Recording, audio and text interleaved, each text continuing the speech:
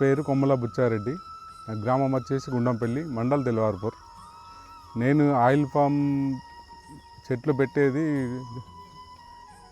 2022 జూన్లో. ఇది ఎలా పెట్టానంటే హార్టికల్చర్ డిపార్ట్మెంట్ వాళ్ళు టూర్ లాగా తీసుకెళ్లారు. అప్పుడు అశ్వారావుపేట తీసుకెళ్లారు. పోయినాం, చూసినాం.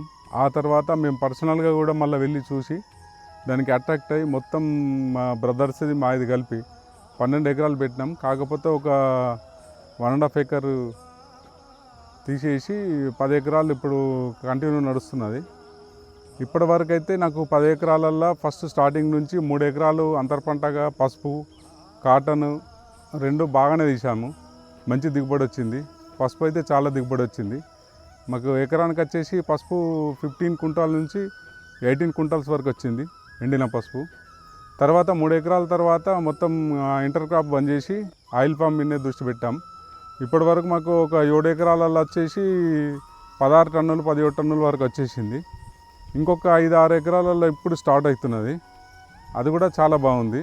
అయితే నా అభిప్రాయం ఏంటంటే రైతులు ఇంతకన్నా మంచి పంట ఏది లేదు నాకు తెలిసి.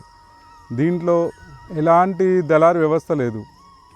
సీదా మనం కట్ చేస్తున్నామంటే డిపార్ట్మెంటల్లో ఆడ ఒక స్టాక్ పాయింట్ చూపెడుతుంటే అక్కడికి వెళ్తున్నాం, జోకిస్తున్నాం, వారం రోజులలో డబ్బులు వచ్చేస్తున్నాయి. మళ్ళీ ఎలాంటి మైచర్ లేదు, మైచర్ ప్రాబ్లం లేదు. వర్షాలు పడితే ఖరాబ్ అయ్యేది లేదు, వడగండ్ల వానతో ఖరాబ్ అయ్యేది లేదు. రైతుకు ఎలాంటి నష్టం లేని పంట అంటే నేను ఇప్పటివరకు నా 30 ఏళ్ళ అనుభవంలల్లో ఇంతకంటే మంచి పంట ఏది కనిపించలే.